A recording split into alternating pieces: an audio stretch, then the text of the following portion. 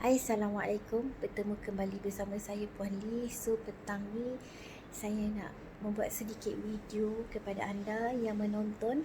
Terima kasih kerana menonton video saya. So, saya suka sangat mendengar motivasi daripada Mary Mariana. Jadi hari ini saya nak berkongsi tentang apa yang saya belajar. 5 nasihat tentang kehidupan yang ingin saya kongsi kepada anda. Ada seorang anak yang bertanya kepada neneknya yang sedang menulis surat-surat. Nenek sedang tulis tentang apa? Mendengar pertanyaan si cucu, sang nenek berhenti menulis dan berkata kepada cucunya, sebenarnya nenek sedang menulis tentang kamu. Tapi ada yang lebih penting dari isi tulisan ini, iaitu pensel yang dipakai. Nenek berharap kamu boleh menjadi seperti pensel ini ketika kamu besar nanti. Mendengar jawapan itu, si cucu melihat penselnya dan dia pun bertanya, tapi Nek, sepertinya pensel ini sama je pensel-pensel yang lain. Kenapa pensel ini begitu istimewa? Jawab neneknya, pensel itu semua tergantung bagaimana kamu melihat pensel ini. Ada 5 pelajaran penting yang boleh kita terapkan dalam hidup kita.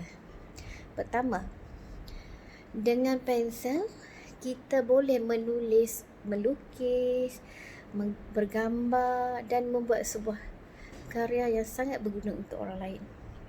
Tapi ingat, karya itu boleh dibuat, tapi kerana ada tangan yang menggerakkannya. Begitu juga dengan hidup. Pensel mengingatkan bahawa kamu sanggup berbuat hal yang hebat dalam hidup ini. Tetapi jangan pernah lupa bahawa selalu ada tangan yang membimbing langkahmu dalam hidup ini. Dan itulah tangan Allah yang selalu membimbing kita sesuai dengan keadaan. Yang kedua, dalam proses menulis, kadang-kala berapa kali kita harus berhenti dan menggorek balik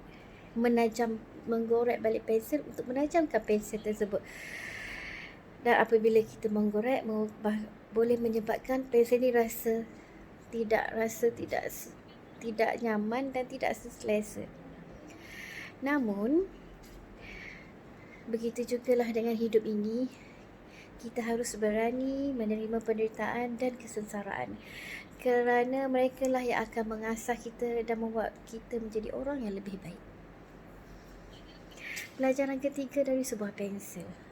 Pensel selalu memberikan kita kesempatan untuk mengguna pemadam untuk memadam tulisan, gambar atau sebagainya. Namun, bukanlah sesuatu yang tidak bagus bila memadamnya. Namun, setiap kali kesalahan diperbaiki akan membuatkan kita ke jalan yang lebih baik lagi. Tapi satu hal yang kita tidak boleh lupakan, tetaplah rendah hati untuk menerima kemasukan dan interpres. Pelajaran keempat dari sebuah pensel. Kalau kamu perhatikan, bahagian yang paling penting dalam sebuah pensel bukanlah bahagian luarnya, tapi arang yang ada di dalamnya. Begitu juga dengan kamu ni. Bahagian terpenting bukanlah apa yang terlihat dari luar, tapi apa yang berada di dalam hatimu, dalam fikiranmu, perasaanmu, akalmu, semua hal yang ada dalam diri. Yang harus kamu lakukan yang baik agar menghasilkan 2 karya yang baik. Dan hal yang kelima, belajar dari sebuah pensel. Sebuah pensel akan selalu meninggalkan sebuah goresan. Seperti juga dengan kita. Sedarlah bahawa apapun yang kita lakukan dalam hidup ini selalu akan meninggalkan bekas. Apa yang kita harus lakukan, apa yang kita ucapkan, semua itu akan tinggal kenangan. Maka dari itu, buatlah sesuatu yang baik supaya ketika kamu sudah tidak ada, hal yang terbaik itu menjadi sebuah kenangan buat orang-orang lain. Salam inspirasi daripada saya. Selamat menyambut Ramadan. Assalamualaikum warahmatullahi taala wabarakatuh.